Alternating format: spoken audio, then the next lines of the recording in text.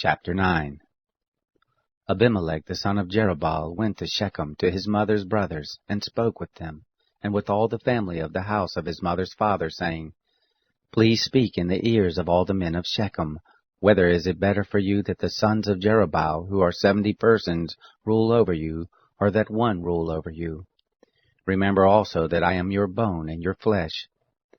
His mother's brothers spoke of him in the ears of all the men of Shechem all these words, and their hearts inclined to follow Abimelech, for they said, He is our brother. They gave him 70 pieces of silver out of the house of Baal-berith, with which Abimelech hired vain and light fellows who followed him. He went to his father's house at Ophrah, and killed his brothers, the sons of Jerubbaal, being 70 persons, on one stone. But Jotham, the youngest of Jerubbaal, was left, for he hid himself. All the men of Shechem assembled themselves together, and all the house of Milo, and went and made Abimelech king, by the oak of the pillar that was in Shechem. When they told it to Jotham, he went and stood on the top of Mount Gerizim, and lifted up his voice, and cried, and said to them, Listen to me, you men of Shechem, that God may listen to you. The trees went forth one time to anoint a king over them, and they said to the olive tree, You reign over us.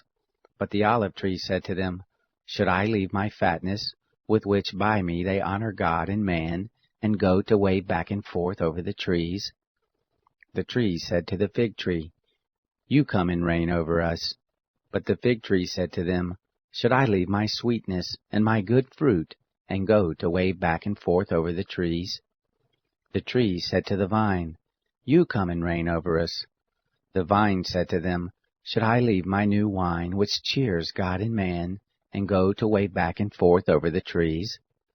Then said all the trees to the bramble, You come and reign over us. The bramble said to the trees, If in truth you anoint me king over you, then come and take refuge in my shade, and if not, let fire come out of the bramble, and devour the cedars of Lebanon. Now therefore, if you have dealt truly and righteously, and that you have made Abimelech king, and if you have dealt well with Jerubbaal and his house, and have done to him according to the deserving of his hands, for my father fought for you, and risked his life, and delivered you out of the hand of Midian, and you are risen up against my father's house this day, and have slain his sons, 70 persons on one stone, and have made Abimelech, the son of his maidservant, king over the men of Shechem, because he is your brother. If you then have dealt truly and righteously with Jerubbaal, and with his house this day, then rejoice in Abimelech, and let him also rejoice in you. But if not, let fire come out from Abimelech, and devour the men of Shechem, and the house of Milo, and let fire come out from the men of Shechem, and from the house of Milo, and devour Abimelech. Jotham ran away and fled, and went to Beer, and lived there, for fear of Abimelech his brother. Abimelech was prince over Israel 3 years. God sent an evil spirit between Abimelech and the men of Shechem, and the men of Shechem dealt treacherously with Abimelech, that the violence done to the 70 sons of Jerubbaal might come, and that their blood might be laid on Abimelech their brother who killed them, and on the men of Shechem, who strengthened his hands to kill his brothers.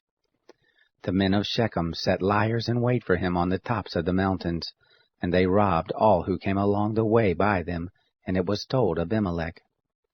Gaal, the son of Abed, came with his brothers, and went over to Shechem, and the men of Shechem put their trust in him. They went out into the field, and gathered their vineyards, and trod the grapes, and held a festival, and went into the house of their God, and did eat and drink, and cursed Abimelech.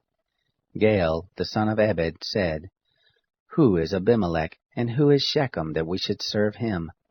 Isn't he the son of Jerubbaal, and Zebul his officer? Serve the men of Hamor, the father of Shechem, but why should we serve him?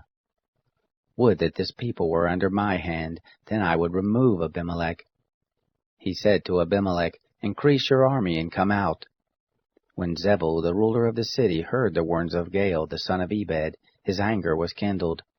He sent messengers to Abimelech secretly, saying, Behold, Gaal, the son of Ebed, and his brothers are come to Shechem, and behold, they constrain the city to take part against you. Now therefore, Up by night, you and the people who are with you, and lie in wait in the field.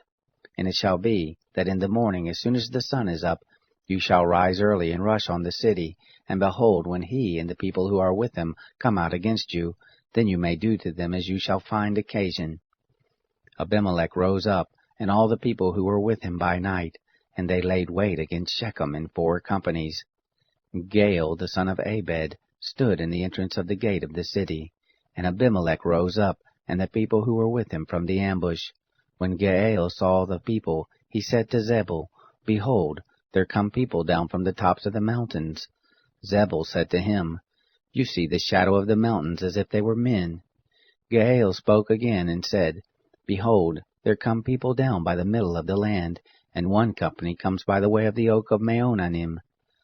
Then said Zebul to him, Where is now your mouth that you said, Who is Abimelech, that we should serve him? Is this not his people that you have despised? Go out now, I pray, and fight with them. Gaal went out before the men of Shechem, and fought with Abimelech. Abimelech chased him, and he fled before him, and there fell many wounded, even to the entrance of the gate.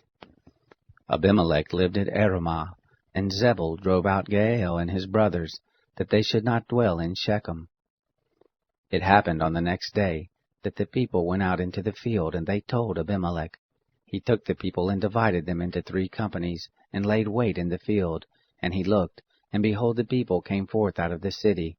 He rose up against them and struck them. Abimelech and the companies that were with him rushed forward, and stood in the entrance of the gate of the city. And the 2 companies rushed on all who were in the field, and struck them. Abimelech fought against the city all that day, and he took the city, and killed the people who were therein, and he beat down the city and sowed it with salt. When all the men of the tower of Shechem heard of it, they entered into the stronghold of the house of Elbereth. It was told Abimelech that all the men of the tower of Shechem were gathered together. Abimelech got him up to Mount Zamon, he and all the people who were with him. And Abimelech took an axe in his hand, and cut down a bow from the trees, and took it up, and laid it on his shoulder. And he said to the people who were with him, What you have seen me do, hurry up and do as I have done. All the people likewise cut down every man his bow, and followed Abimelech, and put them to the stronghold, and set the stronghold on fire, so that all the men of the tower of Shechem died also, about 1,000 men and women. Then Abimelech went to Thebez, and encamped against Thebez, and took it. But there was a strong tower within the city, and there fled all the men and women, and all they of the city, and shut themselves in it, and got up to the roof of the tower. Abimelech came to the tower, and fought against it, and drew near to the door of the tower to burn it with fire. A certain woman cast an upper millstone on Abimelech's head, and broke his skull. Then he called hastily to the young man his armor-bearer, and said to him, Draw your sword, and kill me, that men not say of me, A woman killed him. His young man thrust him through, and he died. When the men of Israel saw that Abimelech was dead, they departed every man to his place. Thus God requited the wickedness of Abimelech, which he did to his father, in killing his 70 brothers. And all the wickedness of the men of Shechem did God requite on their heads, and on them came the curse of Jotham, the son of Jerubbaal.